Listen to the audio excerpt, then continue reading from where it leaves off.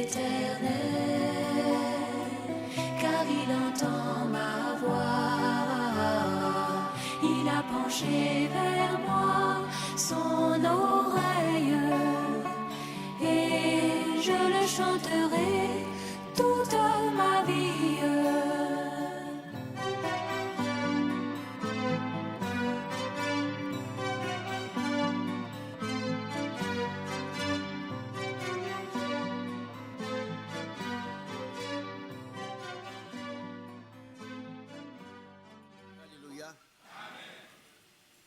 Je voudrais vous saluer dans le nom précieux de notre Seigneur Jésus-Christ.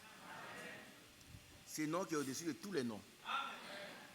Au nom de Jésus, tout genou fléchit. Dans le ciel, sur la terre et sous la terre également. Tous les démons fléchissent les genoux devant le Seigneur.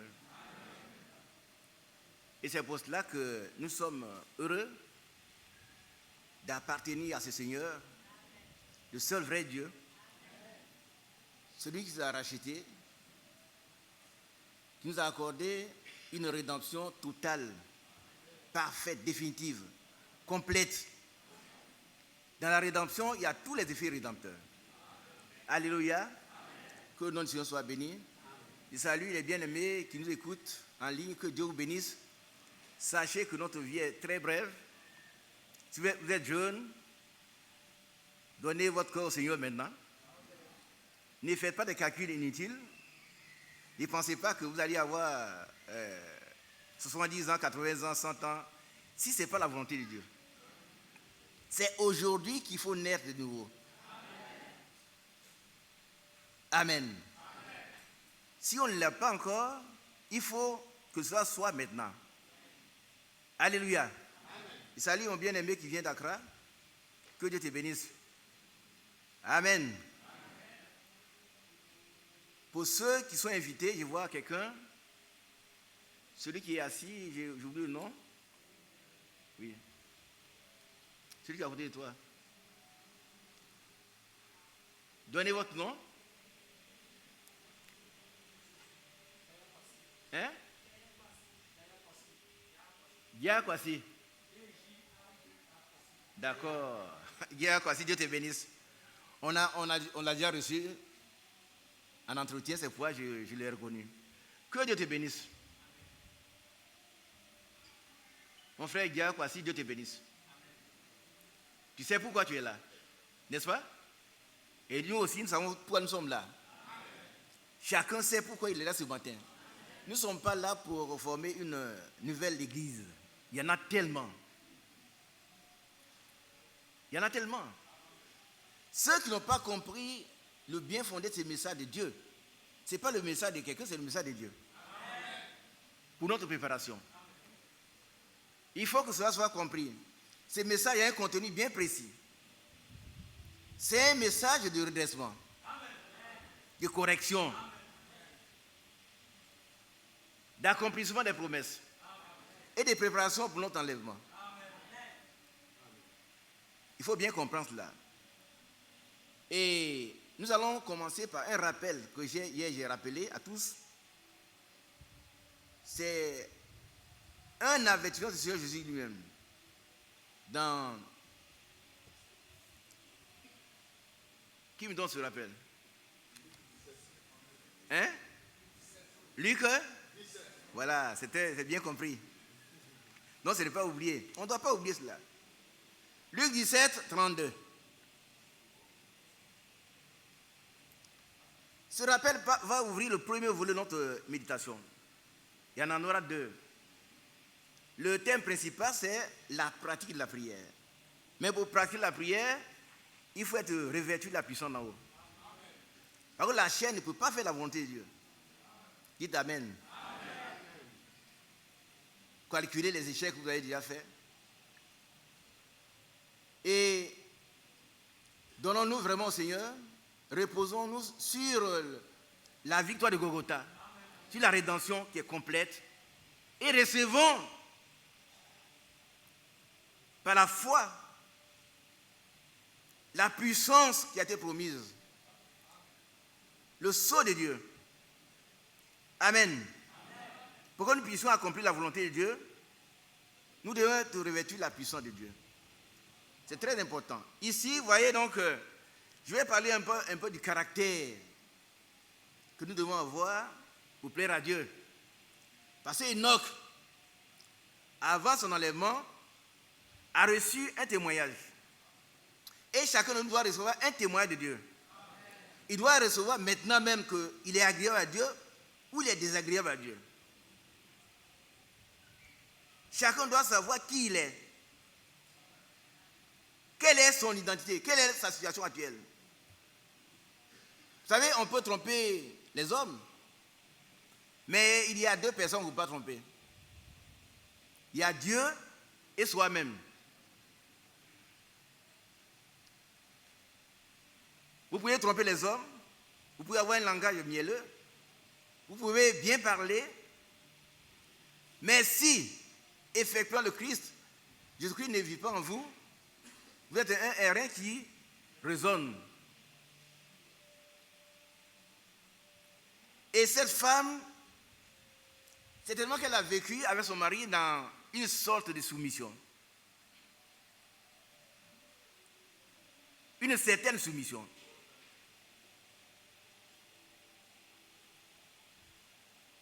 Mais le jour J a fait manifester sa vraie nature. Je souhaite que ta vraie nature, ma vraie nature, soit la nature d'un fils de Dieu. De quelqu'un qui s'est repenti, qui a été baptisé au nom du Seigneur Jésus-Christ et qui a reçu le don du Saint-Esprit. Et qui peut dire avec Paul, si je vis, ce n'est plus moi qui vis, mais c'est Christ qui vit en moi. Si tu ne veux pas le dire aujourd'hui, il est temps que tu te jettes à genoux devant le Seigneur et que tu reçoives cette bénédiction également. Parce qu'Enoch, avant son enlèvement, a reçu un témoignage. Le Saint-Esprit doit rendre témoignage dans ton cœur que tu es un fils de Dieu. Pas que tu sois membre d'une église, parce que nous n'avons pas de liste ici. Donc, ça ne veut rien dire. Que tu aies reçu un message, le message ne fera pas de toi un chrétien. Ce qui fait de toi un chrétien, c'est le Saint-Esprit. Parce qu'un chrétien, c'est celui qui est loin du Saint-Esprit. Un chrétien, c'est un petit Christ. À Antioche, ils étaient distingués. Et toi aussi, tu dois être distingué. On est d'accord? Tu dois être différent de ceux de ta famille, différent de ceux de ton quartier, différent de tes collègues. On doit pouvoir distinguer que tu n'es pas comme les autres. Et les gens chercheront à savoir qui tu es. Ils vont découvrir que tu es un fils de Dieu. Et c'est pourquoi l'apôtre Pierre dit, convertissez-vous. D'abord, repentez-vous et convertissez-vous. Je ne vais pas revenir sur la repentance, c'est aussi bien. Mais devant, pour ceux qui sont encore dans leur vieille nature, qui traînent encore ce vieux moi qui est gênant, ce vieux moi qui est haïssable, ils le traînent encore, ils doivent se jeter à plat ventre devant le Seigneur. Seigneur, tu vois, il y a tant d'années j'ai cru, j'ai reçu le message, c'est vrai, mais je n'ai pas cru en toi. Il y a une différence entre quelqu'un, un chrétien, un simple chrétien, une immense différence entre un simple chrétien et un chrétien rempli du Saint-Esprit. Ça fait deux choses différentes. Nous sommes sortis d'où nous étions. Chacun était quelque part. Je répète toujours, je connais un frère, un serviteur de Dieu actuel, un grand serviteur de Dieu, un ami qui m'a dit, il a reçu ce message lorsqu'il avait les deux pieds dans un canari de fétiche. Voilà où il était. Toi, tu étais quelque part en train de traîner dans la boue du péché. Et puis Dieu t'a parlé. Tu étais peut-être, quand il y avait encore la rue Princesse, tu étais un adepte de cette rue. comme ces sœurs dont les frères ont parlé, qui avaient un maquis qui s'appelait cimetière. Qui était là? Son maquis s'appelait cimetière. Et elle était propriétaire du cimetière. Mais aujourd'hui, c'est une sœur. Si tu gères encore un maquis qu'on appelle cimetière, il est temps que tu t'y repentes.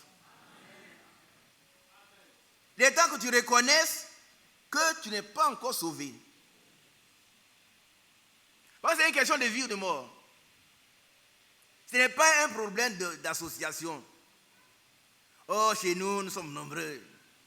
Mais s'il s'agit de nombre, nous sommes très peu nombreux.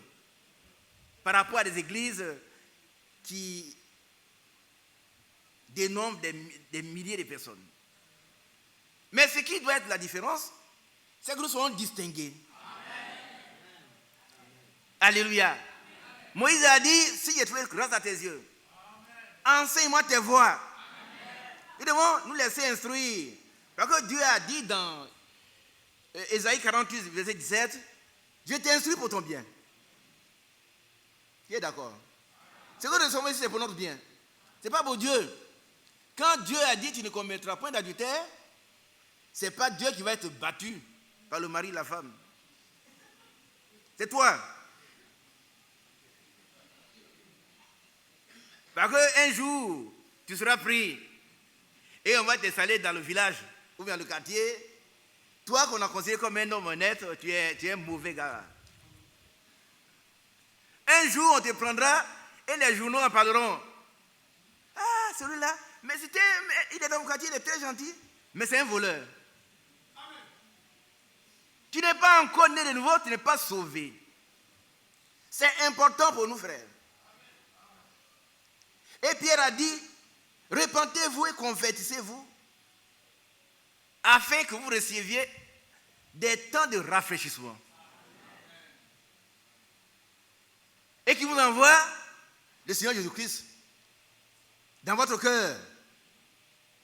Et le Seigneur a dit, si quelqu'un m'aime, je reviens, je ne vais pas oublier la fin de l'autre, hein, je reviens. Si quelqu'un m'aime, il gardera ma parole. Je crois que vous aimez, je ne vais pas poser la question, vous aimez Jésus. Aimer Jésus, ce n'est pas l'amadouer, mais c'est garder sa parole. C'est important. Le message que nous avons reçu nous ramène au fondement apostolique. Nous ramène à la vie des apôtres. Nous ramène au caractère des apôtres. Parce que le caractère, la beauté d'une église, c'est le caractère des membres. Et le caractère des membres doit être le caractère de Jésus. Parce que les membres de l'église constituent, s'ils sont nés de nouveau, sont remplis du Saint-Esprit, ils font partie de l'épouse. Et l'épouse, vous voyez, le mot épouser en français veut dire prendre la forme de. Une vraie épouse doit être identifiée à son mari. Et nous devons être identifiés à Christ. Nous devons avoir les pensées de Christ, les sentiments qui étaient en Christ, la vie de Christ en nous. Nous devons être revêtus de Christ. Gloire à Dieu. C'est important, frère. L'heure n'est plus au jeu. Nous avons appris à jouer quand nous étions enfants. Nous ne continuons pas de jouer dans le message. Parce que nous sommes à la fin des temps. Et le messager a dit une chose. Il y a beaucoup d'équilibristes parmi nous. Équilibristes. Ils sont très agiles à sauter la barrière. La ligne de démarcation, elle est rouge. Ils font un peu cric.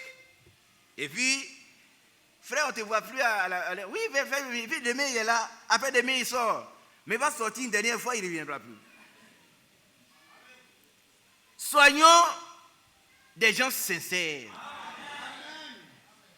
Demandons au Seigneur. Relisez la repentance de David dans le psaume 51.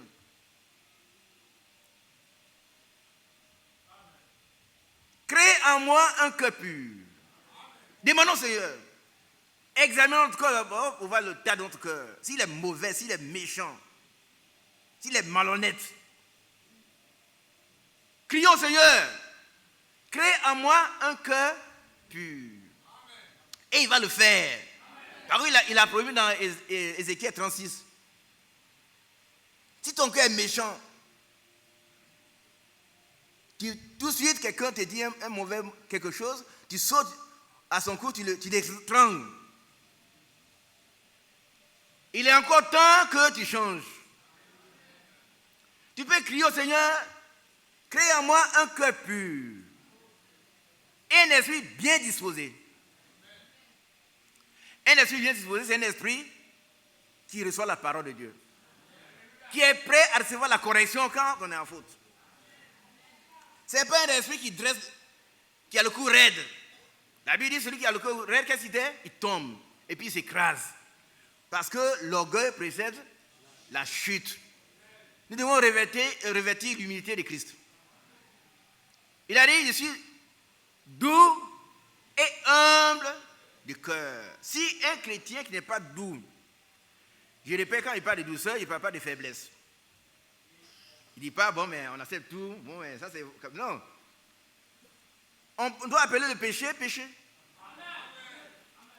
Alors on doit pécher le péché, on doit l'appeler péché. Vous voyez? Alors, il dit, je suis doux et humble de cœur. Et le chrétien doit être doux et humble de cœur. Mais le Seigneur a pris la chicotte et il a chassé les vendeurs. On dit Amen. Amen. Ça n'enlève rien à sa douceur. Alors il a dit, ma maison sera appelée une maison de prière. Vous en faites une caverne de voleurs. Je crois qu'ici, ils ne sont pas une caverne de voleurs. Si c'est vrai, levez la main. Et puis nous ne voulons pas, on ne veut pas l'être. Nous devons être une église distinguée. Il y a tellement d'églises.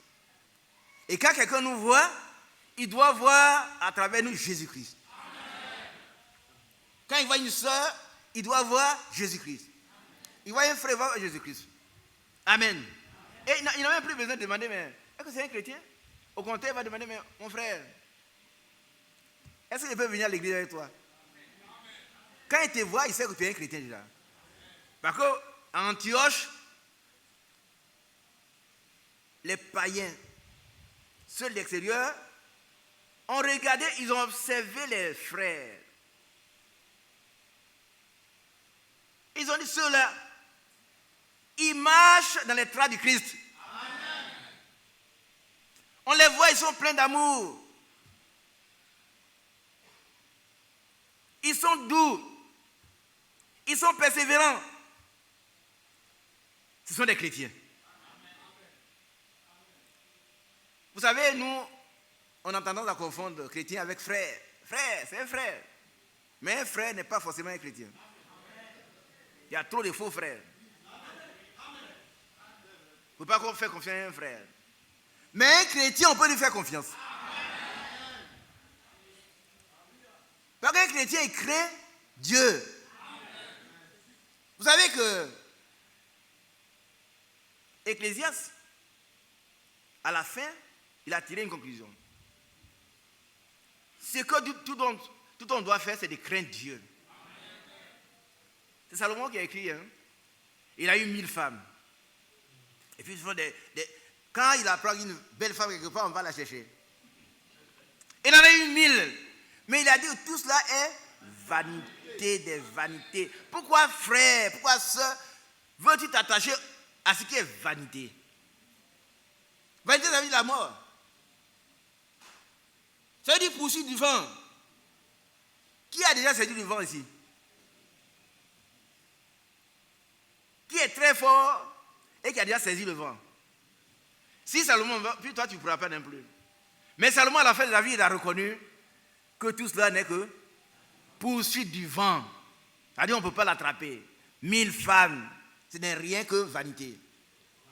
Malheureusement, encore, on entend dire encore que des gens s'adonnent à ces choses.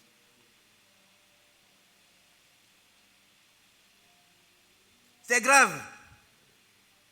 C'est grave. On doit aujourd'hui voir la différence entre celui qui sert Dieu et celui qui ne le sert pas. Amen. On doit pouvoir dire entre le méchant et le bon. Amen. Si on doit nommer parmi nous encore des adultères, la fornication, je n'ose pas parler de l'infamie. L'infamie, c'est l'homosexualité. Vous savez que le monde, non seulement fait ces choses, mais il encourage. Allez condamner publiquement l'homosexualité, c'est vous vous serez mis en prison. Hein. On va vous dire, mais il trouble l'ordre du public.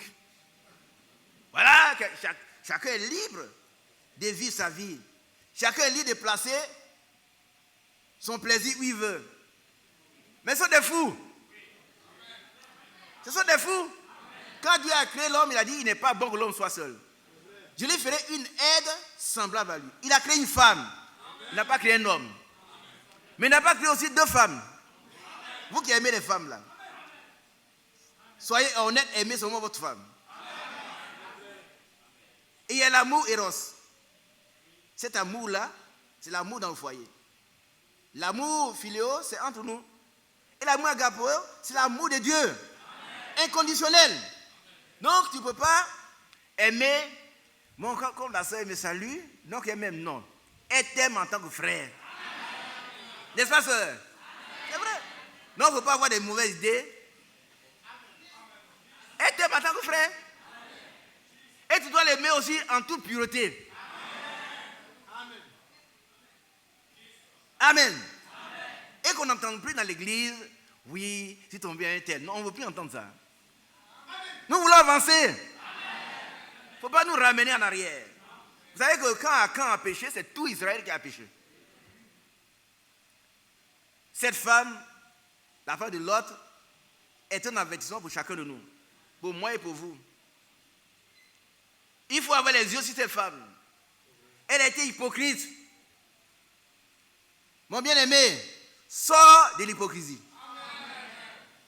Un hypocrite, c'est un homme qui n'est pas normal. Ça veut dire, il dit une chose, il pense une autre. Mais son hypocrisie ne l'a pas mené loin. L'hypocrisie a permis que cette femme sorte seulement de Sodome et Gomorrhe. Et puis elle est morte en route. Mais nous sommes sortis. Nous devons nous séparer de tout ce qui est impur. Dieu a dit séparez-vous. Ne touchez pas ce qui est impur et je vous accueillerai. Amen.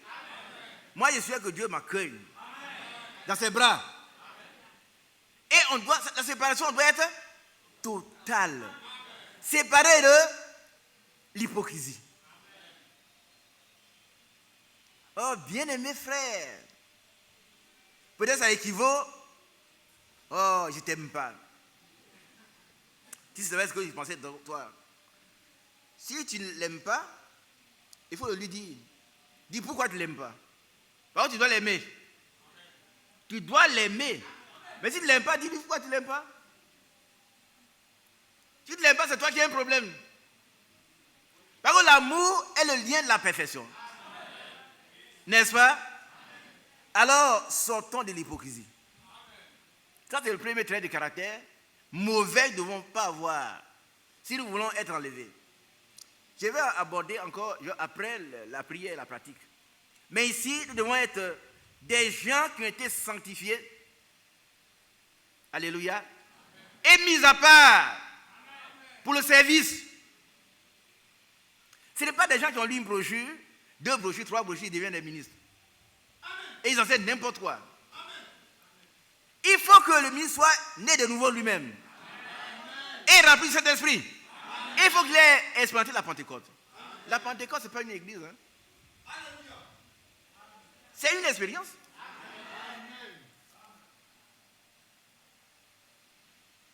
Il faut avoir reçu la promesse du Père. C'est important pour nous. Frère, je nous invite à expérimenter Christ. C'est plus important pour nous. Nous ne nous occupons pas des petites choses. Un frère a dit, non, ce n'est pas un problème. Ce qu'il a dit, ça le concerne. Mais ce qui me concerne, c'est ce que Jésus a dit. Qu'est-ce qu'il a dit? Il dit, souvenez-vous la femme de Lot. Un type d'hypocrisie. Mais les hypocrites n'entreront pas. Ils vont peut-être sortir comme nous le sommes. On est nombreux, on est sortis. Mais on va rester ici. Si on n'est pas né de nouveau, d'abord si on ne s'est pas repenti, parce que quelqu'un qui ne s'est pas repenti, il vit encore dans sa vieille nature. C'est vrai, frère. On le voit encore traîner dans la boue. Frère, je suis tombé. Frère, je suis tombé. Frère, je suis tombé. Il tombe toujours. Mais qui tombe et qui ne se relève pas? C'est la Bible. Hein? C'est-à-dire qu'il tombe, se relève. Il doit se relever. Si tu ne veux pas te relever, tu as un problème. C'est que la base est fausse. La base est fausse. Tu n'as pas construit ta vie chrétienne sur le roc. Alors un petit vent arrive, off, tu es emporté. Mais si tu as creusé, tu as atteint le roc, qui est Jésus-Christ, alors tu vas être fondé solidement. Aucun vent ne pourra te terrasser. Et si tu arrives de glisser, par la puissance de cet esprit, tu vas te relever. Amen. Alléluia. Amen. Souvenons-nous de la femme de Lot. C'est important, frère. Ne jouons pas aux chrétiens, mais soyons chrétiens. C'est là, elle a joué à la femme sérieuse. Parce que Lot était injuste. Mais elle n'était pas. Tout son cœur était encore à Sodome et Gomorrhe. Tu es assis ici, peut-être que ton cœur, c'est tout quelque part. Oh, le vieux frère, il est venu encore nous raconter des histoires. Il n'a qu'à finir, on va aller. Ça, c'est ton problème. C'est ton problème. Moi, mon problème, c'est ce que Dieu m'a dit de dire, que je suis en train de dire. Et je demande au Seigneur de me permettre de vivre ce que je prêche. Alléluia. Tu dois prier pour moi. Maintenant, toi, fais ce que tu veux.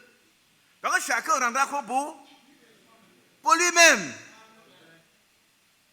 Et chacun recevra sa propre récompense pour son propre travail. Il y a une récompense. Alléluia. Que Dieu soit béni. Et cette femme, elle n'est pas partie. Mon frère, ma soeur, souviens-toi de la femme de l'autre.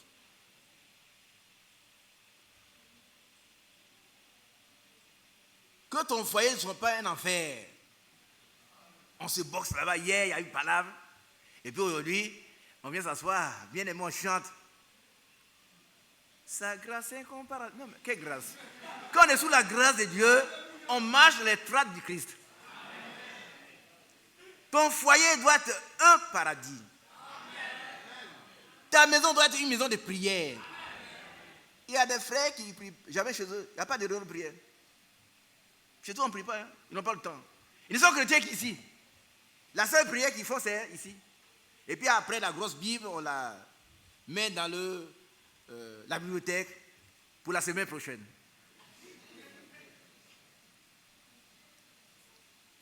Mais le Seigneur a dit, l'homme ne vivra pas seulement de pain, mais de toute parole qui sort de la bouche de Dieu. Donc la nourriture, notre nourriture, c'est la parole de Dieu. Tu dois être connecté au Seigneur par sa parole. Et l'Esprit de Dieu viendra à toi, comme il a dit, si quelqu'un m'aime, il gardera ma parole. Amen. Et mon Père l'aimera. Vous n'êtes pas heureux?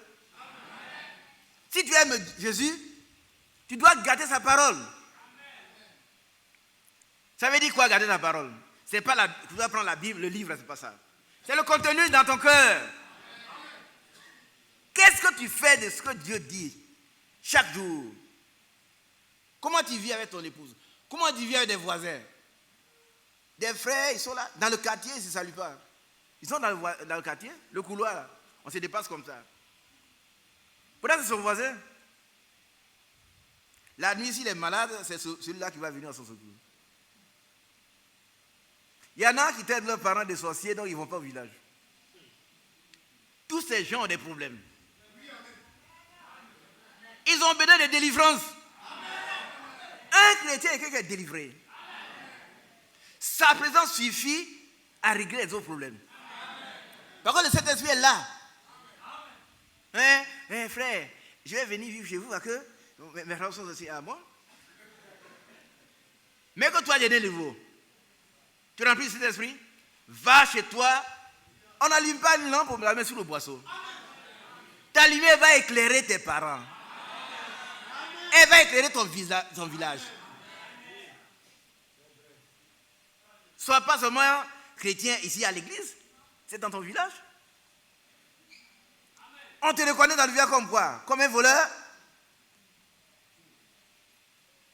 Si on te reconnaît comme adultère dans ton village, comme buveur, comme ivrogne, comme infâme, tu es perdu. Qui a bien compris? Tu n'es pas sauvé. 1 Corinthiens 6, verset 9 dit, ne vous étonnez pas, les injustes n'hériteront point le royaume de Dieu. Alléluia.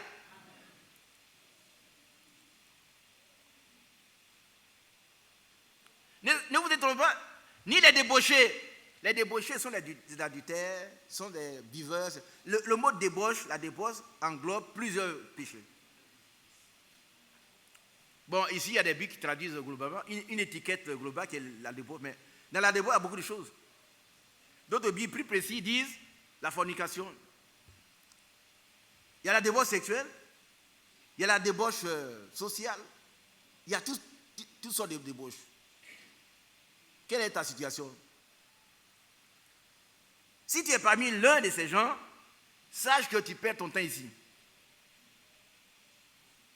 Tu aurais mieux fait d'aller à Suandé quelque part à la plage. Par contre, là-bas, au moins, tu gagnes. Tu gagnes à voir les femmes nues que tu aimes. Mais l'autre tourmentait, son cœur était tourmenté. Un chrétien qui voit le péché, il doit être capable de le dénoncer. L'autre, malheureusement, n'avait pas ce courage-là. Sa propre femme n'est pas partie. Pourquoi?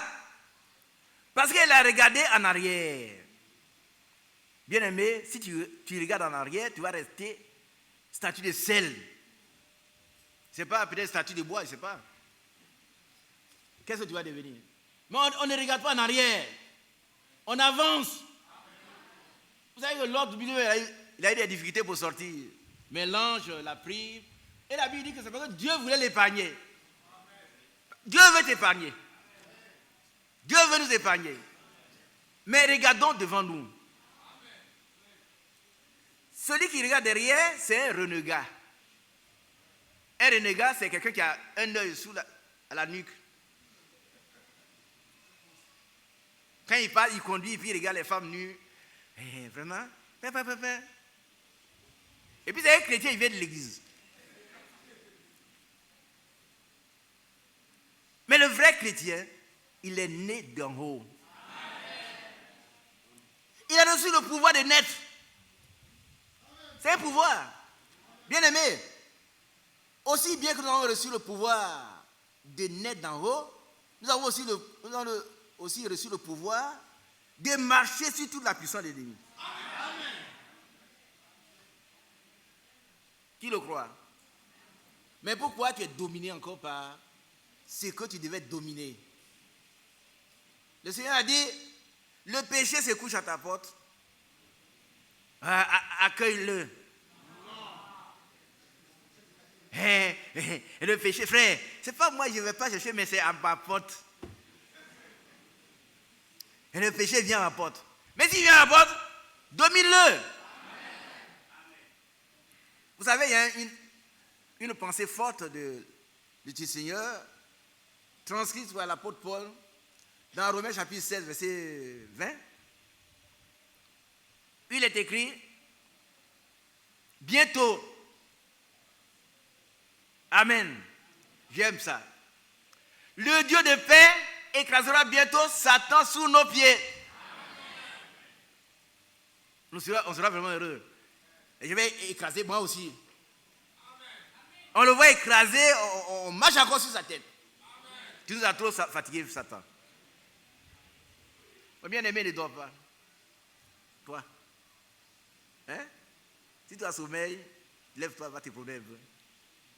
Hein? Ce que je dis, ça ne fait pas dormir. Hein? Ça nous amène à l'obéissance de la foi. Et ça, c'est le ministère de Paul. Paul a été établi pour amener les païens du royaume de Satan au royaume de Dieu. Et c'est l'apôtre des païens. Si quelqu'un demeure encore dans le royaume de Satan, il n'a jamais écouté Paul. Il n'a jamais écouté l'évangile du salut. L'évangile est une puissance. C'est une puissance l'évangile. Pour saluer quiconque croit. Une puissance, elle dit que c'est quelque chose qui vient pour te transformer. Qui transforme ton cœur, ton âme, ton esprit. Mets ton regard, tes pensées, tes paroles. Vous savez, si nous ne sommes pas encore à ce niveau, la prière serait très pénible pour nous. C'est pourquoi je pose le fondement. Quelqu'un qui n'est pas converti, il n'est pas né de nouveau, il n'est pas la prière, c'est une corvée. Le frère nous dit de prier alors que moi j'ai sommeil. Hein? Ce n'est pas moi qui vous dis de prier. Hein? Moi, je ne peux pas vous dire de prier. Vous avez été racheté au même prix que moi. Celui qui vous a racheté, c'est lui qui nous dit de prier. Il nous dit de limiter, parce que c'est ce qu'il a fait. Tout à l'heure, on le verra. Je vais vous tenir jusqu'à midi, peut-être. Peut-être un peu plus. Dieu vous bénisse. Mais quand on parle de la prière, elle concerne des gens qui sont nés de nouveau, qui connaissent l'importance de la prière. Ça ne doit pas dire corvée. Frère a dit de prier. Moi, je ne te dis pas de prier. Dors. Si ta nature n'a pas changé, tu ne pourras pas prier. On ne met pas la charrue avant les bœufs. Il faut d'abord que tu sois transformé. Alléluia. L'hypocrisie doit nous quitter. Et puis l'orgueil. L'orgueil. D'abord, il va finir avec ce verset. Le Dieu de paix écrasera bientôt Satan sous nos pieds. Là, l'apôtre Paul a dit sous vos, mais moi, il dit sous nos pieds. Que la grâce de notre Seigneur Jésus-Christ soit avec vous. Amen. Dites un grand amen. Amen. Vous savez que nous avons tout par grâce. Tout. Et l'apôtre Paul commence ses épîtres par la grâce, il est terminé par la grâce. Par contre, lui-même, il est un fruit de la grâce. L'apôtre, si vous voulez voir quelqu'un qui a reçu la grâce, c'est l'apôtre Paul. Alors quand il parle, on va l'écouter. Amen. Et on doit suivre le cheminement. Il a dit, soyez mes imitateurs. Comme moi-même, je suis le Christ. À la fin de sa vie, il a dit, j'ai combattu le bon combat. J'ai achevé la course. J'ai gardé la foi. Il ne faut pas commencer et puis rester en route comme la femme de Lot. Il a bien compris cela. La femme de Lot n'est pas arrivée. Ce n'est pas au commencement. Ce n'est pas le commencement qui sera couronné. Je répète. Ce n'est pas le commencement qui sera couronné. C'est la fin. Amen. Qui a bien compris? Oh, c'est nous qui avons commencé le message. Mais tu es où maintenant? Donc c'est la fin qu'on sera couronné. Ce n'est pas maintenant. Maintenant, tu dois être sanctifié. Tu dois être purifié. Et tu dois être mis à part pour le Seigneur uniquement. Pas d'adultère spirituel. Si tu as un pied dans le monde, un pied dans l'église, un pied dans la parole, tu es un adultère. L'apôtre Jacques a dit, adultère que vous êtes. Ne savez-vous pas que l'amour du monde est inimitié contre Dieu? Si tu aimes le monde, l'amour du Père n'est pas en toi. Alors que le Seigneur a dit, si vous m'aimez, gardez mes commandements. Et le Père vous aimera. On est heureux, non? Si quelqu'un m'aime, il gardera ma parole. Et mon Père l'aimera. Ça ne serait pas là. Hein? Il y a une conséquence heureuse. nous viendrons à lui. Alléluia. Ce matin, j'espère que chacun reçoit la visite du Seigneur. Dans son cœur, dans sa vie, dans son foyer, dans sa famille. Que Jésus soit là. Quand Jésus arrive, tout change. Quand le Seigneur a visité les gens, qui se souvient des légions? Un homme possédé de 2000 démons, au plus. Mais quand Jésus est arrivé là, sa vie a été transformée. Ta vie n'a pas été transformée encore, mon frère, ma soeur, parce que tu n'as pas encore reçu Jésus.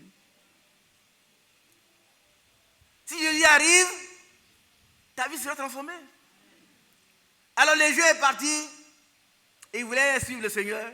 La Bible dit qu'il était vêtu, il était resté dans son bon sens. Vous voyez? Quelqu'un qui ne croit pas en Dieu, c'est un insensé. Mais cet homme était revêtu dans son bon sens. Et il voulait suivre le Seigneur. Partout, il a dit non. Va, rends témoignage de ce que Dieu a fait pour toi.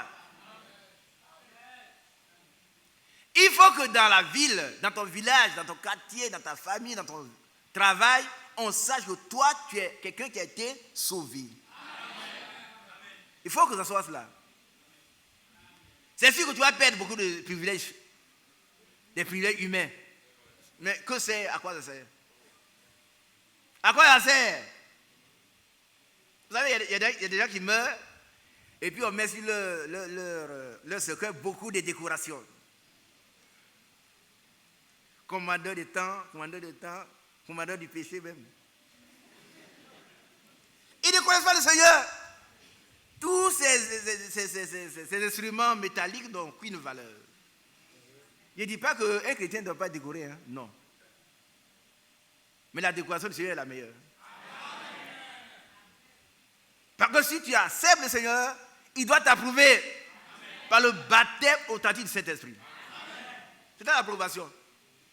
Il doit mettre son sceau sur toi que tu lui appartiens, qui est sa propriété. C'est important, frère.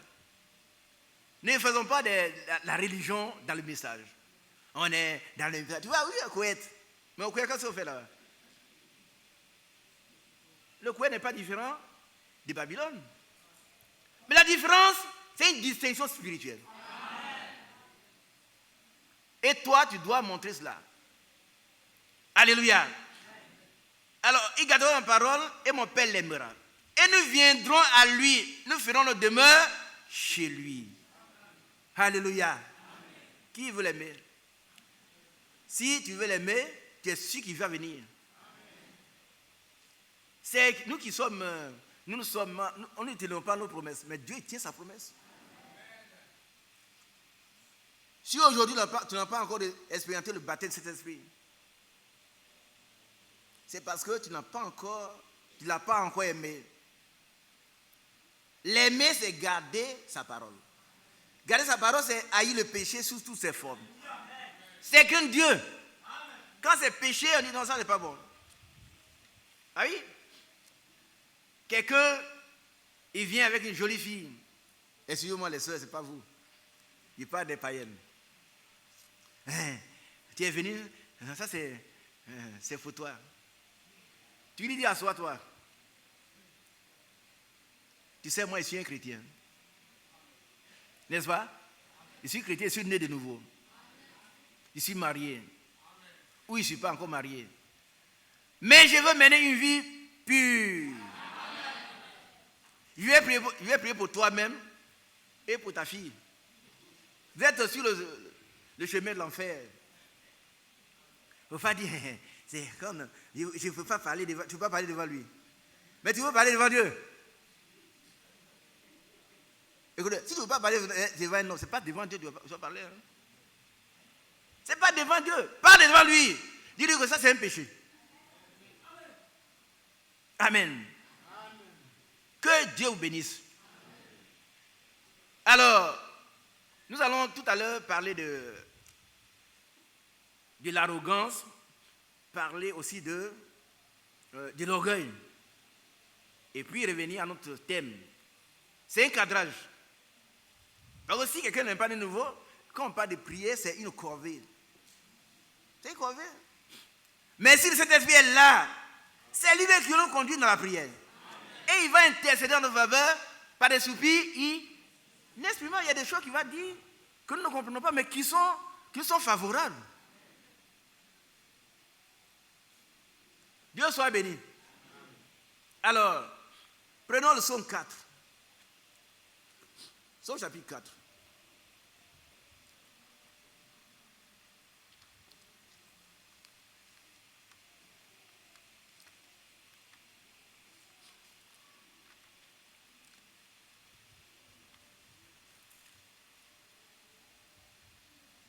Non, c'est 40 plutôt.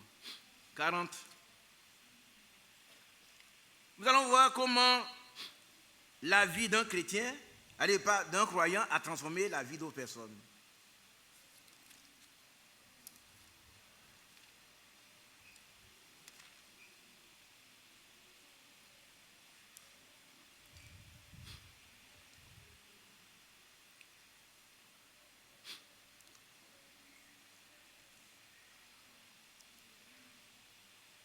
Verset 2.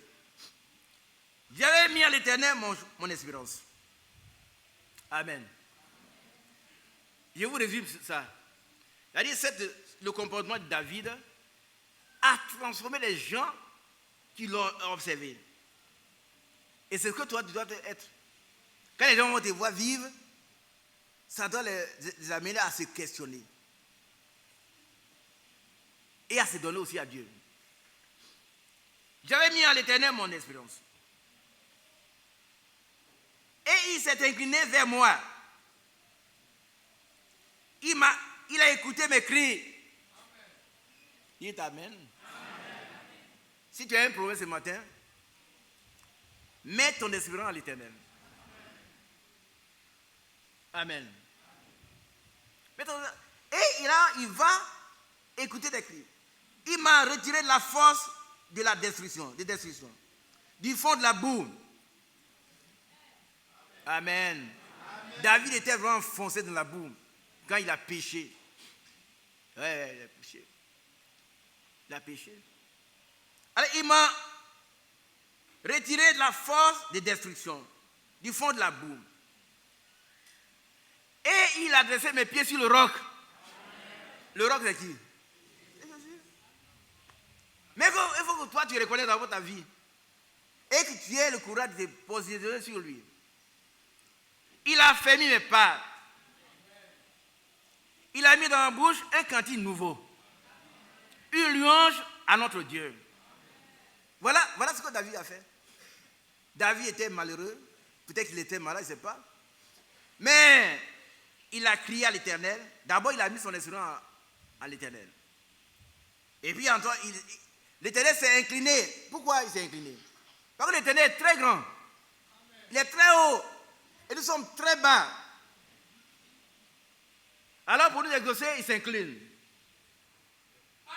Il nous regarde là. Il dit, voilà quelqu'un qui crie là-bas. Qui crie là-bas? Il dit, c'est moi David. C'est moi Isaac. C'est moi Thérèse. C'est moi ceci. Je veux la paix. Que toi ça te donne. Tu ne la donnes pas comme le monde donne.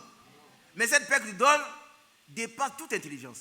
C'est-à-dire que les gens ne peuvent pas comprendre comment un type qui n'est pas très riche puisse être heureux. Alors qu'eux, ils sont très riches, mais ils n'ont pas Dieu et ils peuvent se suicider.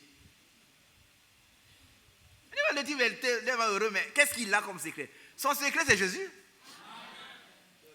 Alors, il a mis dans ma bouche un cantique nouveau. Une louange à notre Dieu. Bien aimé, quand Dieu vous fait grâce, il faut le louer. Il ne faut pas dire, moi je suis trop intelligent. Oh, moi je suis trop intelligent, je suis très fort. Tu n'as aucune force. Tu n'as rien qui ne t'a été donné. Tout ce que tu as, ça a été donné. Par la grâce de Dieu. Alors, une louange à notre Dieu.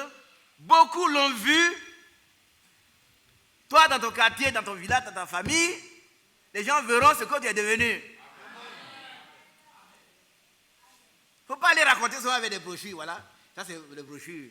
Hein, je connais tout ça. Qu'est-ce que c'est le Saint-Esprit? Mais que tu as le Saint-Esprit. Pourquoi il t'est donné? Mais que il t'a donné. Alors ça, là, c'est des choses... Non, ça ne suffit pas. Il faut que tu parles de ce que tu as expérimenté. C'est écrit, hein? Mais toi, tu dois l'avoir expérimenté. C'est important. David l'a expérimenté. Dieu l'a exaucé. Alléluia. Alors il a loué le Seigneur. Beaucoup de gens, beaucoup l'ont vu. Et il faut que beaucoup le voient dans ta famille. Amen. Réveillez-vous. Est-ce que vous êtes d'accord? Il faut que les gens voient. Il ne faut pas qu'on dise, mais toi-même on ne sait pas ce que tu es là. Vous avez une église sans nom. Mais il doit chercher à connaître cette église. Parce que toi, tu as été transformé. Tu n'es plus comme lui. Alors ces gens, ils ont vu David malheureux d'abord. Et puis ils ont vu le nouvel état de David. On dit, mais qu'est-ce qui s'est passé? Il y a eu un miracle. Ah, cet homme-là, son Dieu là est vrai. Son Dieu est Dieu.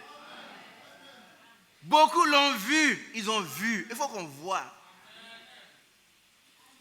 Et ils ont eu de la crainte. Quand ta vie, elle est vraiment la vie chrétienne, quand les gens voient Christ en toi, ils ont de la crainte. Ils peuvent ne pas t'aimer, hein? Non. Tu n'as pas besoin d'être aimé. Hein? L'apôtre Paul a dit, si c'était pour faire plaisir aux hommes, c'est le plus serviteur de Dieu. Alors quand on dénonce le péché, on ne vous aime pas. Mais tu n'as pas besoin d'être aimé. Tu as besoin que Dieu t'aime. Si Dieu t'aime, tu as tout gagné. Beaucoup l'ont vu et ils ont mis de la crainte. Et ils se sont confiés à l'Éternel. On dit Amen. Bien aimé, regardez, ce n'est pas des témoignages qui entraînent des histoires. On a reçu le message, on s'en va, et puis on veut enfoncer ça dans la tête des gens. Frère Mathias vient. Voilà, on s'en va. Et quand tu sais que maintenant, je dis, allez, on met ça dans la tête. Allez, enlève tes boucles d'oreilles. Maintenant, tu vas plus oublier. Bon, enlève ça. Alors que c'est quelqu'un qui ne sait même pas de quoi tu parles. Il ne sait pas de quoi tu parles. Vous savez que les Blancs, ils sont venus ici et puis ils ont dit, je ne sais pas, hein, peut-être qu'ils ont voulu laver un nègre. C'est une digression qu'ils font. Ils ont pensé que les Noirs étaient sales. Non, ils ont pris un, lavé. Et puis ils se sont rendus compte que c'est sa peau qui est comme ça. Le léopard ne peut pas changer de peau. Le léopard là, sa peau, c'est sa peau. Et ils ont donné une expression. On perd sa lessive à vouloir blanchir un nègre. Alors, si la personne n'a pas écouté la parole de Dieu qui transforme, ce n'est pas par des moyens charnels que tu vas le convertir. Tu ne pourras pas le faire. Qu'il reçoit dans Jésus-Christ. C'est lui qui change. Ici, les gens qui ont vu, ils ont vu David, ils ont eu de la crainte. Ils disent, mais tiens, il y a un miracle qui s'est passé. Mais David, qu'est-ce qui s'est passé? On t'a vu dans la boue. Ma soeur, on t'a vu dans la boue. Mon frère, mais qu'est-ce qui s'est passé? Et tu vas lui dire, c'est Jésus qui est venu. Jésus est intervenu. Il dit, ah non, ton Jésus, il est fort, hein? Moi aussi, je veux le servir. Moi, je veux le servir. Ils ont eu de la crainte et ils se sont confiés en l'Éternel. Alléluia. Gloire à Dieu. Nous allons parler un peu de ce que le juif unique est. C'est un cas d'arrogant. C'est dans Luc 18, pardon.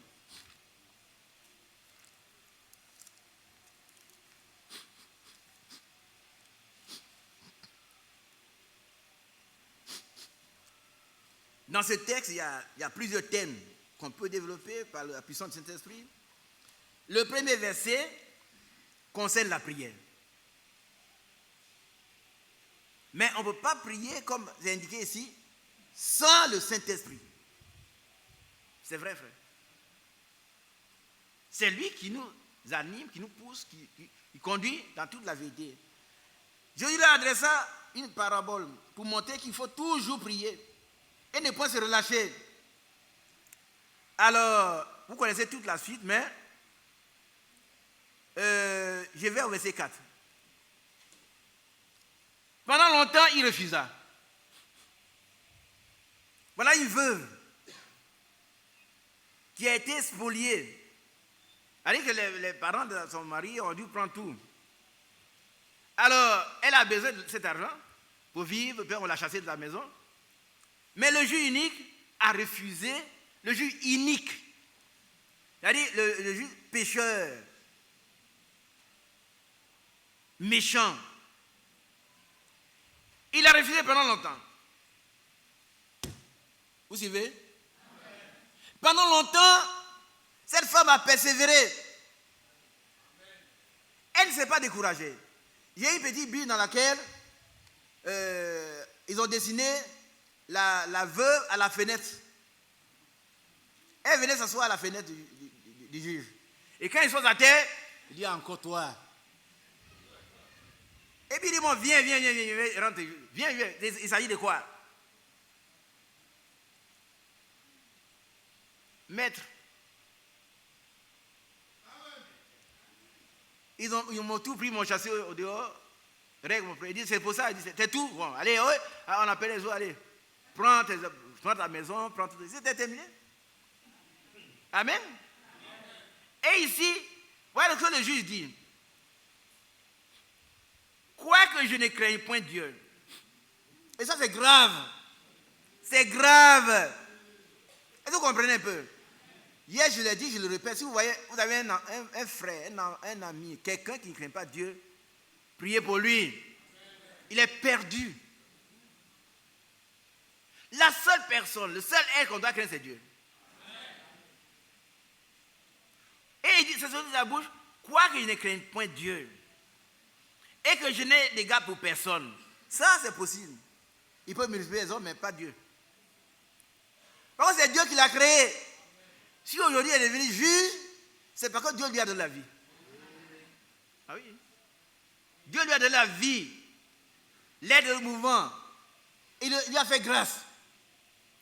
Alors, quoique je ne craigne pas Dieu, je n'ai d'égard pour personne. Néanmoins, parce que cette veuve m'importune, Amen. Je lui ferai justice, afin qu'elle ne vienne pas sans cesse me rompre la tête. Voilà ce que le Seigneur dit. Entendez ce que dit le juge unique. Regardez ici. Qui a entendu cela? Voilà quelqu'un qui ne croit pas en Dieu. Il dit, moi je ne crois même pas en Dieu, mais votre histoire de Dieu, ce n'est pas un problème. Mais comme toi tu me déranges tout le temps, prends tes affaires, vous avez tort. Vous avez tort. Quittez la maison, donnez tout ce qu'elle doit avoir, et puis voilà, c'est fini, oui. Voilà la grosse. Maintenant, demain, il ne veut plus te voir là. Mais il ne sera plus là. Alléluia. Amen. Elle ne sera plus là parce qu'elle était satisfaite. Amen. Voilà un juge unique. Et le Seigneur dit, est-ce que vous avez entendu ce que dit le juge unique? Qui a entendu?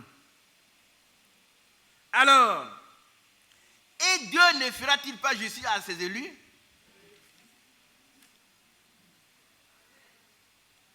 Il a dit Amen. Dieu te bénisse. Mais quel élu qui crie à lui jour et nuit? Amen. Amen. Que Dieu soit béni. Ne tardera-t-il pas à leur égard? Et tardera-t-il à leur égard? Je vous le dis, il leur fera promptement justice. Amen. Mais quand le Fils de l'homme viendra, trouvera-t-il la foi sur la terre? Est-ce qu'il va trouver des gens qui sont en train de prier? Des gens qui sont remplis de cet esprit qui prient? Il va trouver peut-être des églises remplies d'hypocrites.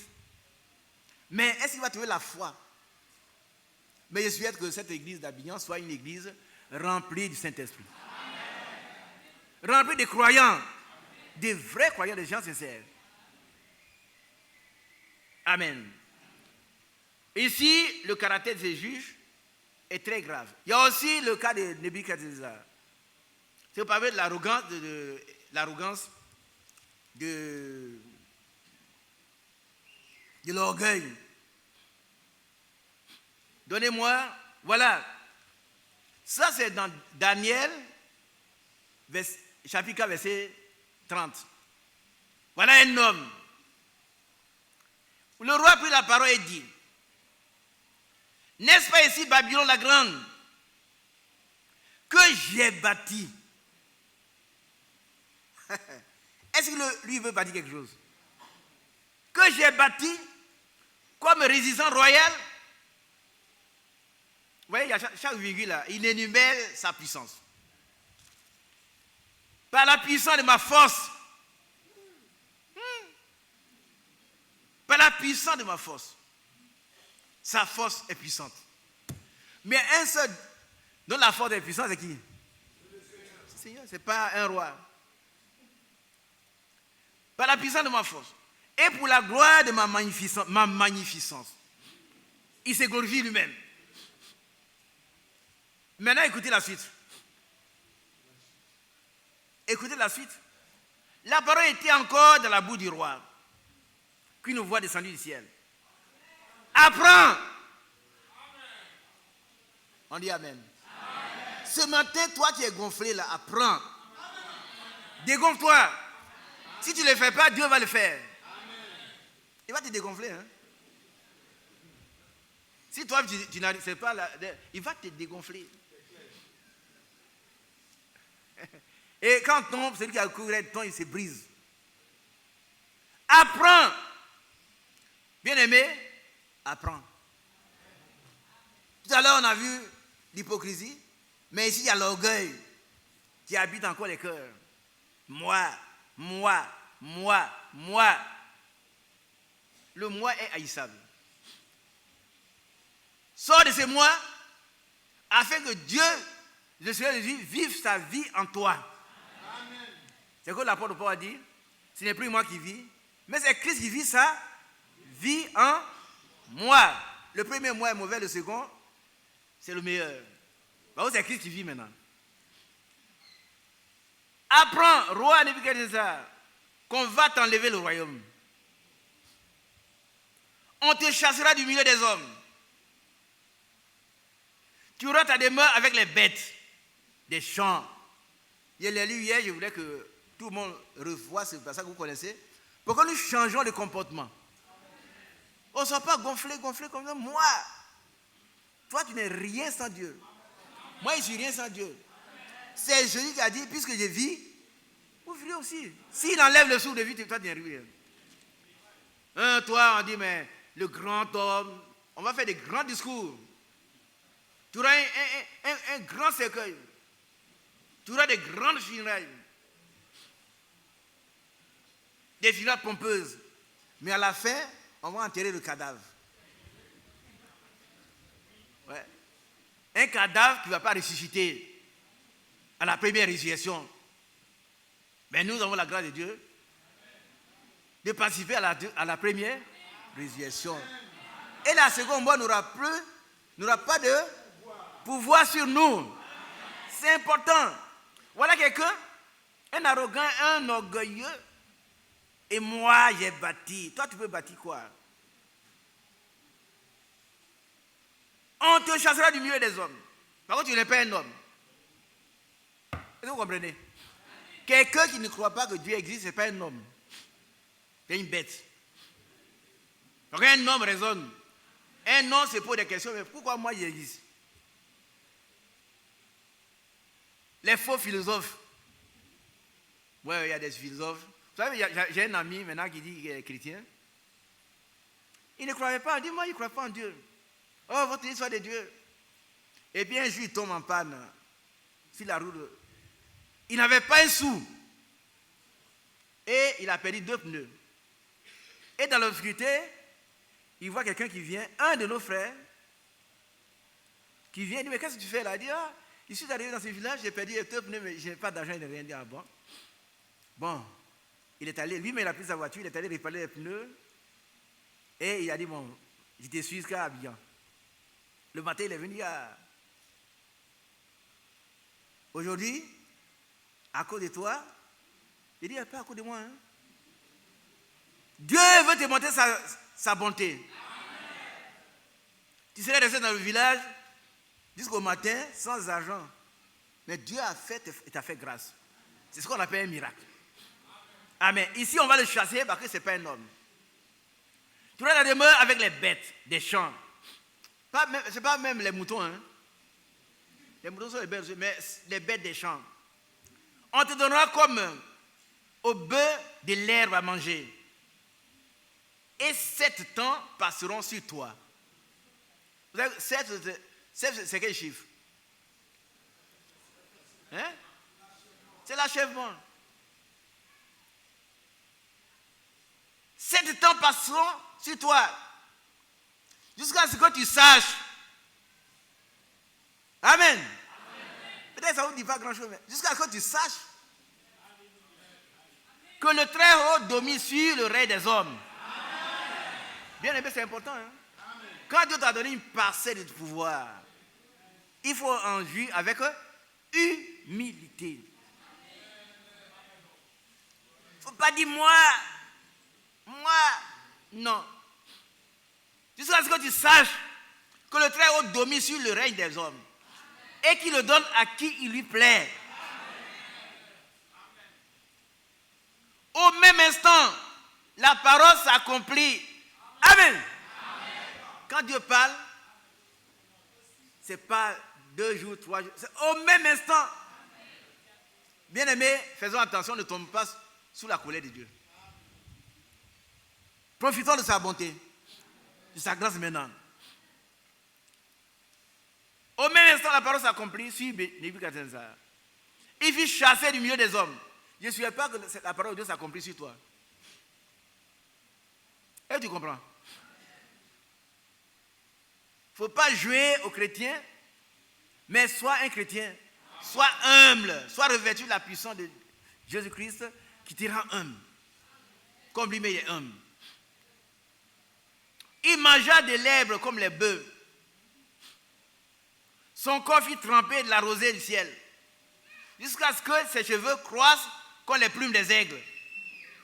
Ah oui, il est devenu un animal. Et ses ongles comme ceux des oiseaux. Voilà ce que quelqu'un, un orgueilleux devient.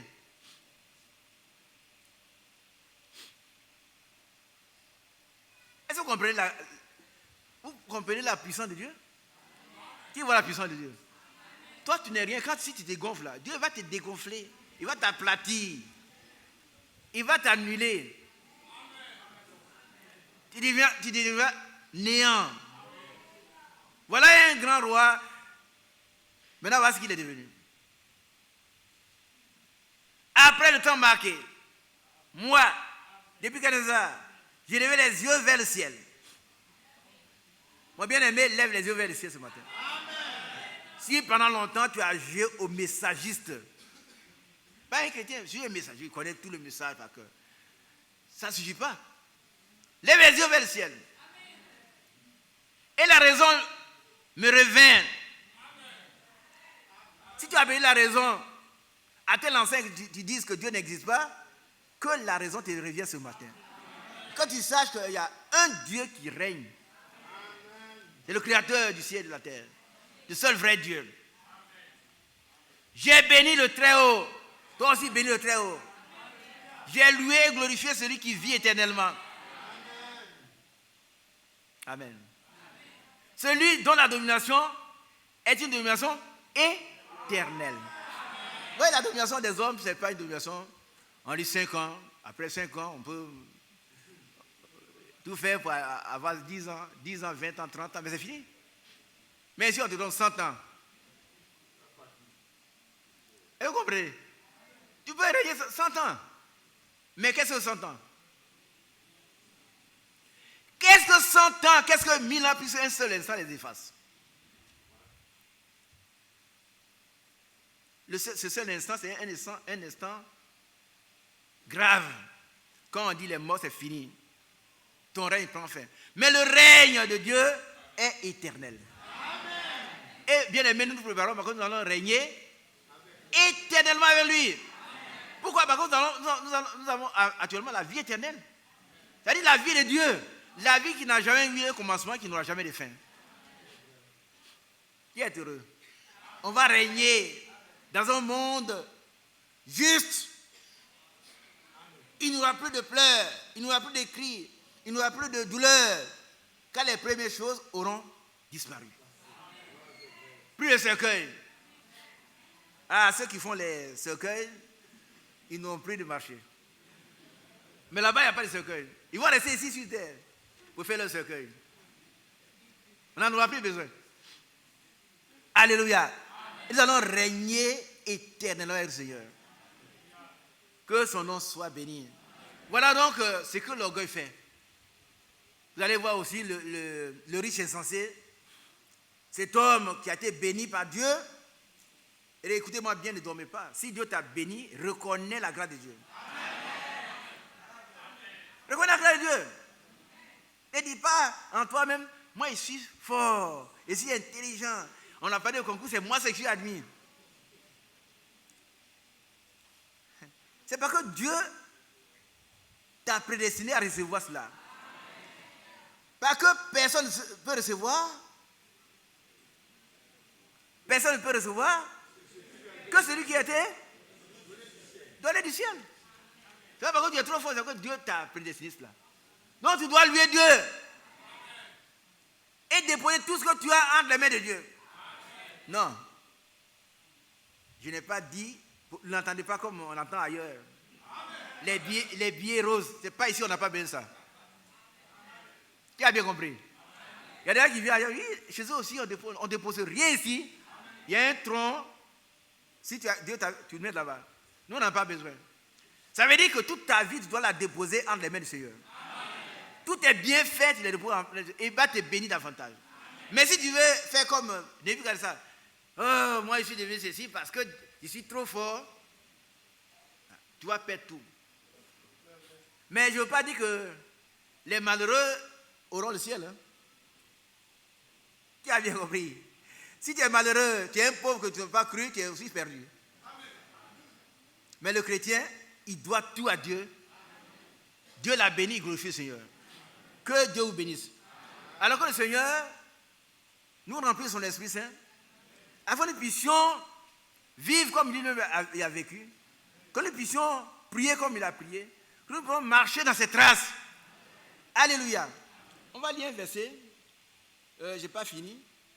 C'est maintenant que j'aborde la prière. Maintenant que vous êtes assis sur les fondements. Maintenant que chacun est rempli de Saint-Esprit, on peut prier. Alléluia. Alors, nous prenons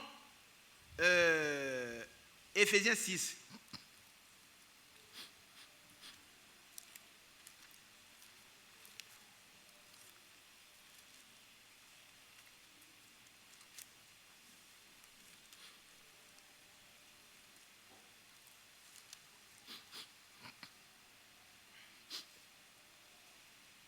Verset 18. Faites en tout temps. Faites en tout temps par quoi?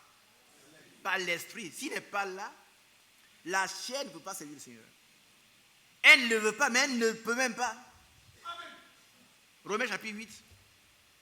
Mais si l'Esprit Saint est là, alors on peut faire des prières spirituelles.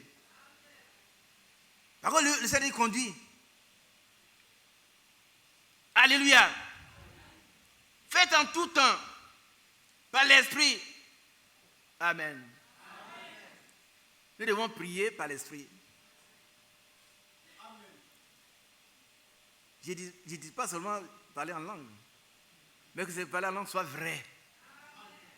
Et que ce parler en langue exprime les oracles du Seigneur. Ce n'est pas quelque chose qu'on a copié, toutes les mêmes choses. Tu entends celui-là, c'est la même chose, non.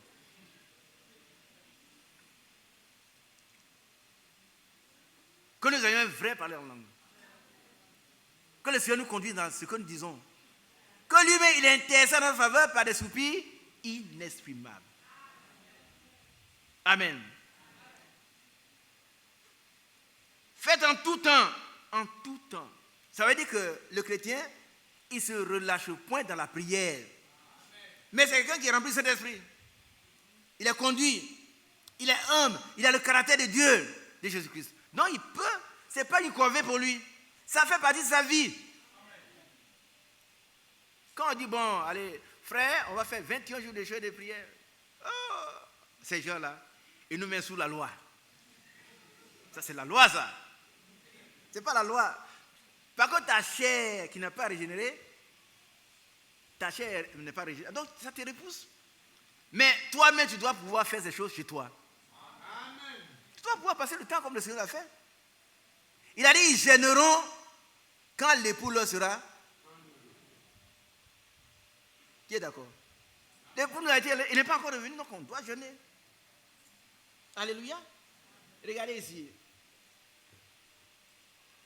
Qui croit au ministère de Frère Franck?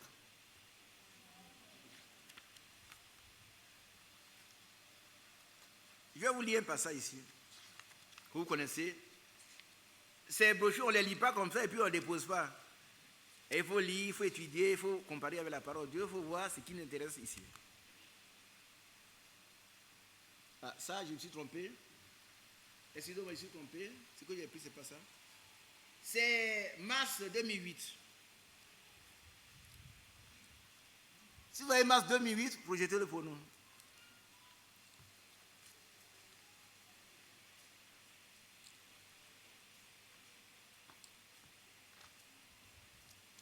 Alors, terminons avec notre thème, ici d'abord.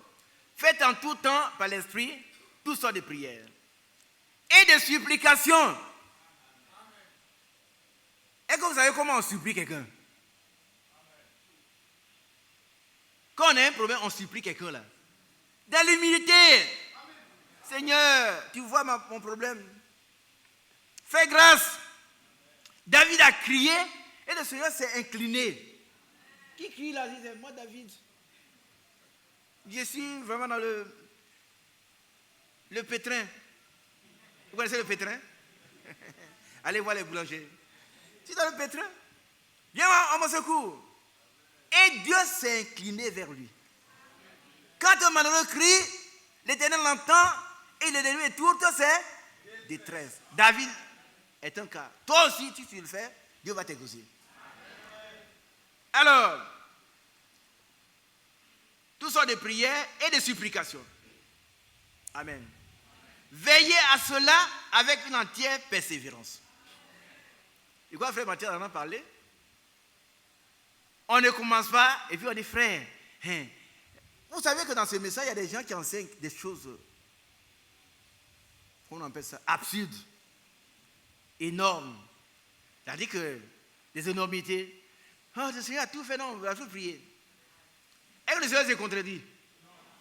Il ne se contredit pas. Il ne se contredit pas. Il faut arracher donc Luc 18. Il faut arracher Acte 13. Il faut arracher à chapitre 1, 14. Il faut arracher. Frère, le Seigneur a tout fait, non, on ne doit plus prier. Non. C'est maintenant qu'on doit prier. On doit jeûner. On doit entrer en possession de tous les bienfaits de la rédemption. Amen. Amen. Veillez à cela avec une entière persévérance. Est-ce qu'on a compris? On peut avancer? La persévérance, c'est la constance dans l'effort. C'est le contraire du relâchement. Et elle requiert le zèle. C'est-à-dire qu'il faut avoir du zèle pour persévérer. Sinon, on sera découragé. J'ai prié ce cas.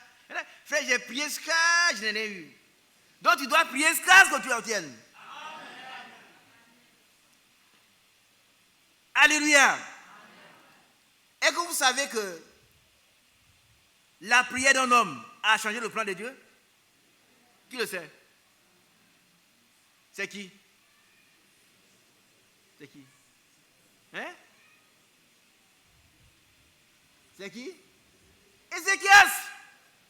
Dieu avait arrêté la mort d'Ézéchias. Mais Ézéchias a pleuré. Il a crié, le roi. Il n'y a pas de roi devant la mort. Hein? On est roi, mais quand la mort arrive, tout le monde crie. Il a crié, Seigneur, tu sais que j'ai bien m'engager devant toi. Et je ne suis pas prêt pour mourir. Et avant que le prophète sorte, il dit, la parole s'est adressée, va lui dire qu'il vivra. Le plan de Dieu a été changé par la prière d'un homme. Vous êtes d'accord? N'ayez plus peur. Il y en a qui disent, ah, les gens, ils ont dit qu'on m'a attaché, on va me tuer. Et il y en a même, la fête, quelle fête? Toi, tu es un fils de Dieu. Aucun sorcier ne peut même t'attacher. Moi, je crois, si y a un sorcier, moi, je suis là. J'ai pris ça depuis des années.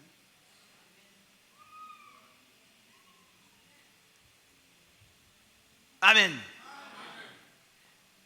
Prie, crie, loue le Seigneur jusqu'à ce qu'il te réponde. C'est ce que tu as compris. Lève la main si tu as compris. Fais comme cette veuve. Une entière persévérance. Amen. Maintenant, il y a une chose très importante qui suit. Et priez pour tous les saints. Est-ce qu'on a bien compris?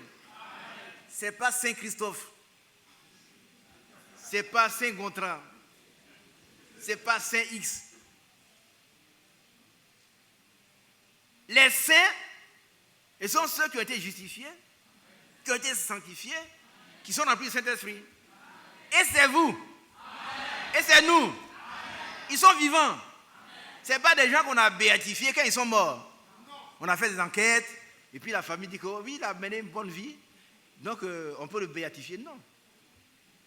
Là où l'âme tombe, c'est là qu'il demeure. S'il a été un voleur, il est mort voleur. Mais les saints, ce sont ceux qui vivent. Pourquoi on doit prier pour les saints? Ah oui, parce que l'apôtre Pierre a dit, les mêmes souffrances s'est imposées aux frères dans le monde.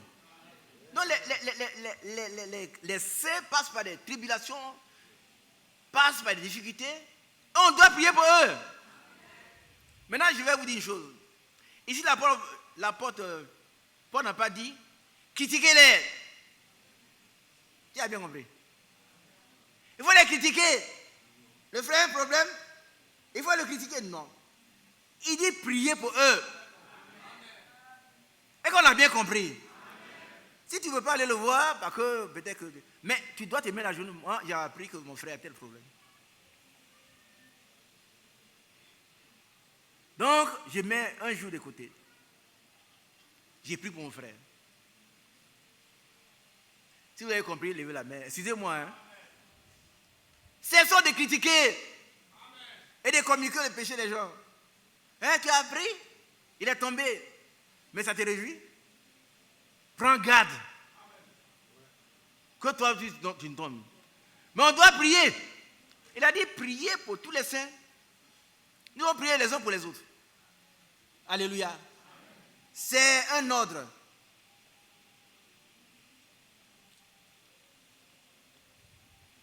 Je vais terminer bientôt, non, ne vous en faites pas. Hein.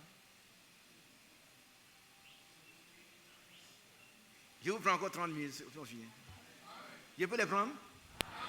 Je crois prier pour moi que je n'allais pas au-delà. Est-ce qu'on est d'accord pour prier pour les saints? Prenons du temps. Prions pour les frères. Priez pour moi, j'en ai besoin. J'ai besoin de vos prières. Alléluia. Pensez à votre vieux frère Isaac. Oh, le frère. Priez pour moi. J'en ai besoin. Laissons les critiques. Je n'ai pas le temps de vous parler. Peut-être que la prochaine fois, je vais en parler. Mais je ne vais pas finir avec la prière. Alors, je vais donner des cas pratiques. Et puis, nous allons aboutir au résultat. Quand on prie, qu'est-ce qu'on obtient? La semaine prochaine, c'est l'écoute. Après, on verra. On va aller jusqu'au bout.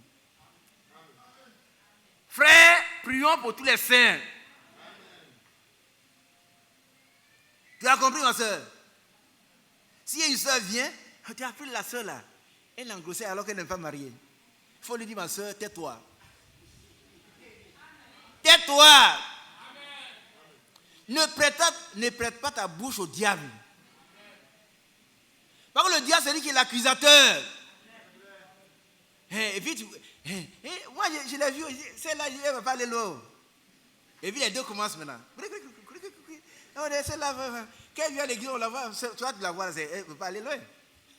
Non.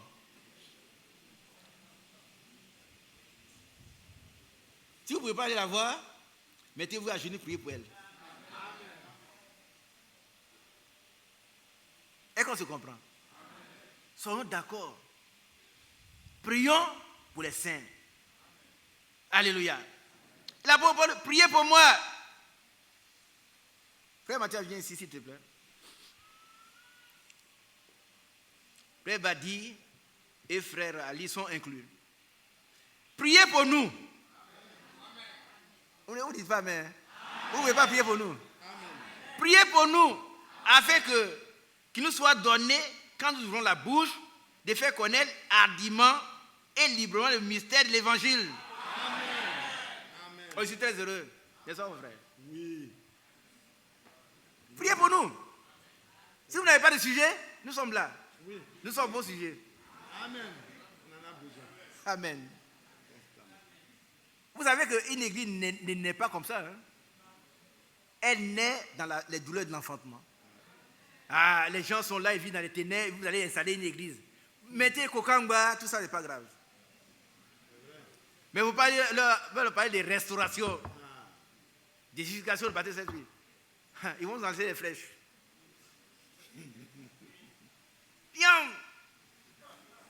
Mais la foi des saints arrête tous les traits enflammés du diable. Amen. C'est vrai. C'est vrai. Vous savez, si on est là et puis on sort là, c'est pas parce que les gens le font. Lui, il est témoin, hein? Tu sais où tu le connais, ce monsieur? Non. On ne sait plus, quelqu'un qui était là depuis 10 ans. Il ne sait pas s'il est là, il peut venir nous voir. Et un mercredi, il est allé nous voir. Oh, oui, oui. Il est là depuis 10 ans. Et il a un cahier de sorcellerie. Oui, frère. Voilà le témoin. Et cette nuit-là, avant que nous ne venions, on a fait un combat contre un gros serpent. Et le serpent a été tué. J'ai rendu le témoin ici. Quand il sortait, il y a une fille. Est-ce qu'elle est là ce matin? Elle n'est pas là. Elle m'a poursuivi. Papa, moi, j'ai dit non, soeur, on a une rencontre. Elle dit non, je vais te parler. Vas-y, elle dit, moi, le serpent là, je l'ai vu aussi. Quand j'ai crié, il s'est redressé sur sa queue. Je suis réveillé. Quand on est entré, cet homme nous a suivis. Il dit, mais lui aussi se transforme en serpent. Mais il lance des flèches au serviteur de Dieu. Il dit, est-ce que tu as réussi ici? Il dit, jamais là. Et il ne réussira jamais ici. Parce que le sang de Dieu nous couvre. Contre vous aussi, il ne réussira jamais. Il ne faut pas négocier et le dire, pardon, moi je vais vivre un peu. Non. On lui dit, sors. Et puis il sort, confus. Il sort confus. Je vous ai donné le pouvoir de marcher sur les scorpions, sur les serpents, et sur toute la puissance de l'ennemi, et rien ne pourra vous nuire. Amen. Il s'appelle rien. Si, il est rien, qu'est-ce qu'il peut faire? Oh, Dieu soit béni. Voilà un témoin. C'est pas vrai, frère? C'est vrai. Prends le micro. Et puis ajoute, dis ce qui s'est passé. Quand on demandait, on voulait prier pour lui, qu'est-ce qui s'est passé? Il a refusé de se mettre à genoux. Non, il ne pouvait pas. Ouais, il ne pouvait pas se mettre à genoux. On lui dit, mets-toi à genoux, on va prier. Il ne peut pas. Les esprits l'ont bloqué. Et on a ordonné, au nom de Jésus, il s'est mis à genoux. Puis, au nom de Jésus, tout genou fléchit. Oui. Gloire à Dieu. Faut pas faire le Seigneur menteur. Tu es là et puis quand il fait saute, tu as peur. Non. Dors tranquillement dans ta maison. Si tu as de l'argent, on va construire une belle villa chez toi. Achète une belle voiture. Mange bien.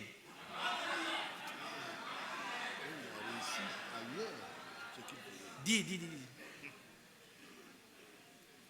Il a rendu son témoignage en disant qu'ailleurs, il a eu du succès.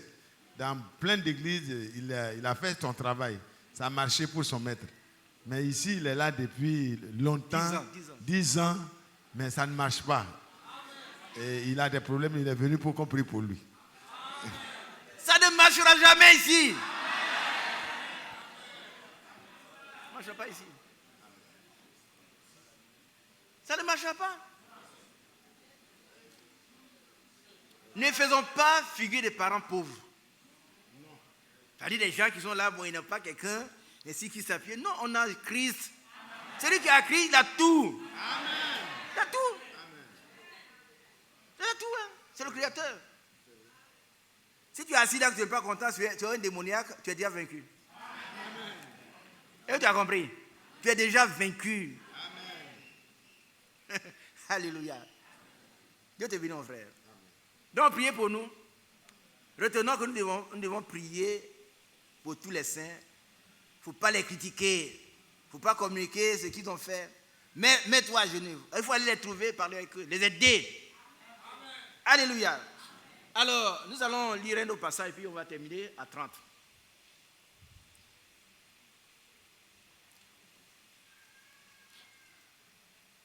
Alléluia. Amen.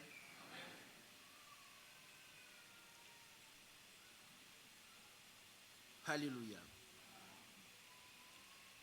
Dieu soit béni. On va lire un autre passage. Et pour aujourd'hui, on arrête. On verra après la...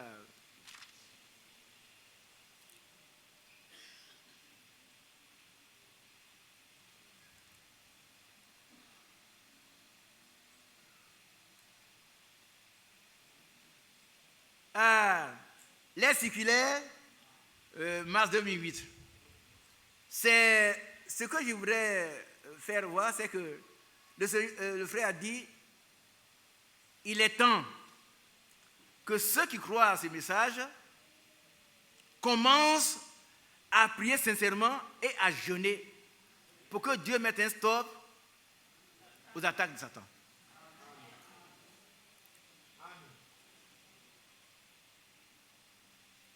Et quoi la date de la page 18, quelque chose comme ça? Ça veut dire quoi, frère? Regardez ici. Si frère Franck dit, il est temps que ceux qui croient ces messages commencent à prier sincèrement et à jeûner, ça veut dire quoi? Ça veut dire que lui-même, qu'est-ce qu'il fait? Voilà. Donc, vous ne pouvez pas venir dire que ça, on jeûne, c'est de la loi. Ah, ils jeûnent tout le temps, ils ne sont pas sûrs de leur salut. Non. On doit prier pour que Dieu mette fin aux attaques de Satan. Aujourd'hui, j'en appelle à tous ceux qui croient le message de Dieu à commencer à prier sincèrement. Et à jeûner. Ceux qui ne jeûnent pas là, c'est à vous que ça s'adresse. Hein? La nourriture est tellement douce dans leur bouche. Mais le péché est amer. Le péché est amer. Aujourd'hui, j'en appelle à tous ceux qui croient le message de Dieu à commencer à prier. On doit commencer aujourd'hui. Nous allons commencer, on va terminer ce thème sur la prière. Il faut que chacun, chez soi, se constitue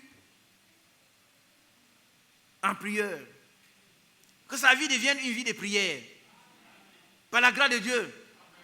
Par la puissance de Saint-Esprit. Aujourd'hui, j'en appelle à tous ceux qui croient le message de Dieu à commencer à prier sincèrement. Et à jeûner. Donc, si je croyais frère Franck, et il me dit, mais j'ai écrit ça pour toi, toi seul. Il dit, frère, je m'excuse, mais je sais que toi-même tu pries et tu jeûnes. Moi, je ne peux pas vous dire ce qu'il ne fait pas. Ah oui. Je ne peux pas vous dire jeûner et puis moi, je ne jeûne pas. Hein. Ah oui, oui. Dieu soit béni. Afin que Dieu puisse mettre un stop à toutes les attaques de l'ennemi. On est d'accord? Qui est d'accord? Donc le diable nous attaque partout, hein, par des moyens. Il va dans la famille, il cogne, il a deux têtes. La tête du mari, pourquoi tu as fait ça? Et puis ça devient par là. Ah, il ne savait pas que tu étais comme ça. Ah, il ne savait pas, il croyait qu'il y avait un bon mari. Mais c'est le diable. Vous lui avez laissé le temps d'entrer dans le foyer. On doit passer du temps quand il y a un problème à jeûner, à prier d'abord et puis à jeûner. Sincèrement. Et Dieu mettra un stop. Et qu'il achève son œuvre de grâce. L'œuvre de Dieu, c'est une œuvre de grâce. D'une manière merveilleuse. Oh, que Dieu vous bénisse. Alors, nous allons terminer par notre dernier. Pour aujourd'hui, hein, on va terminer pour Luc.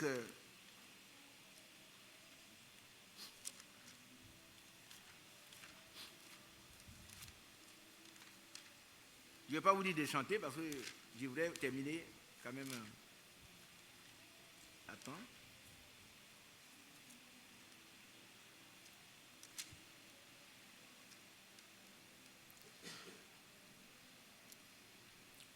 Luc 22.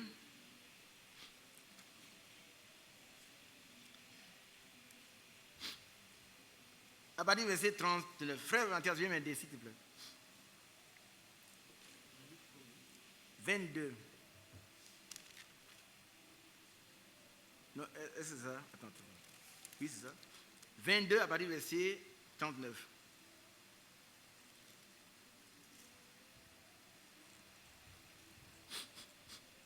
Luc 22, verset 39. Après être sorti, il alla selon sa coutume à la montagne des Oliviers. Ses disciples le suivirent. Lorsqu'il fut arrivé dans ce lieu, il leur dit: priez afin que vous ne tombiez pas en tentation. Puis il s'éloigna d'eux à la distance d'environ un jet de pierre et, s'étant mis à genoux, il pria et disant: Père, si tu le voulais, si tu voulais éloigner de moi cette coupe, toutefois, que ma volonté ne se fasse pas, mais la tienne. Alors un ange lui apparut du ciel pour le fortifier. Amen. Amen. Continue. Continuons. Étant en agonie, il priait plus instamment, et sa sueur devint comme des grumeaux de sang qui tombaient à terre. Après avoir prié, il se leva et vint vers les disciples qu'il trouva endormis de détresse. Et il leur dit: Tristesse. Pourquoi de tristesse? Et il leur dit: pourquoi dormez-vous? Levez-vous et priez afin que vous ne tombiez pas en tentation. Amen. Gloire à Dieu. Amen. Gloire à Dieu. Amen. On s'arrête là. Que Dieu vous bénisse. Que Dieu bénisse chacun de nous. Amen.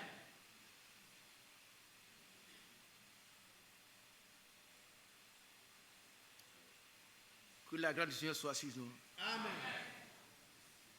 Je crois que nous allons nous arrêter. Et chacun va réfléchir à ce texte très important. Vous verrez combien le Seigneur a souffert pour nous. Sa sueur était comme les grumeaux de sang. Mais ce qui nous interpelle ici, les disciples étaient endormis. Il les trouva endormis. Pourquoi dormez-vous? C'est une question que nous allons retenir pour nous séparer aujourd'hui. La prochaine fois, ce serait un texte de départ. Pourquoi dormez-vous? Levez-vous et priez. afin que vous ne tombiez pas en tentation. Que Dieu bénisse chacun de vous. Et il sait qu'il ne me brûlera pas aussi.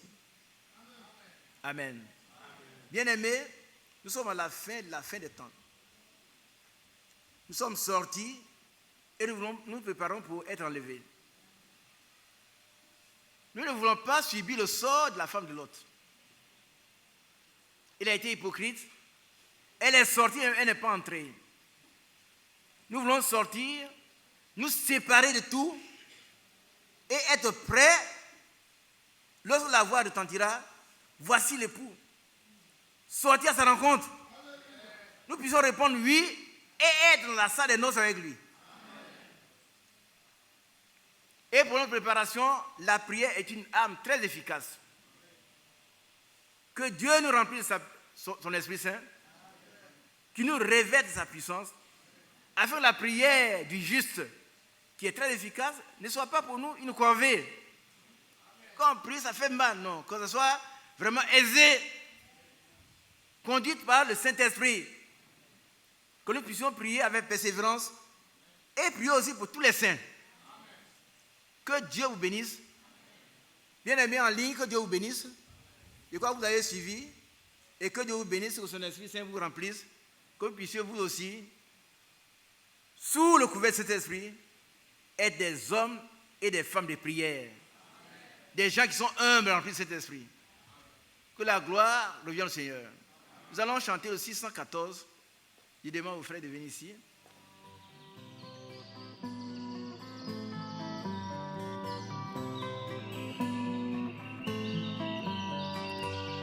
J'aime l'Éternel,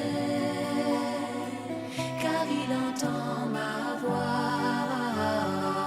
Il a penché vers moi son oreille, et je le chanterai toute ma vie.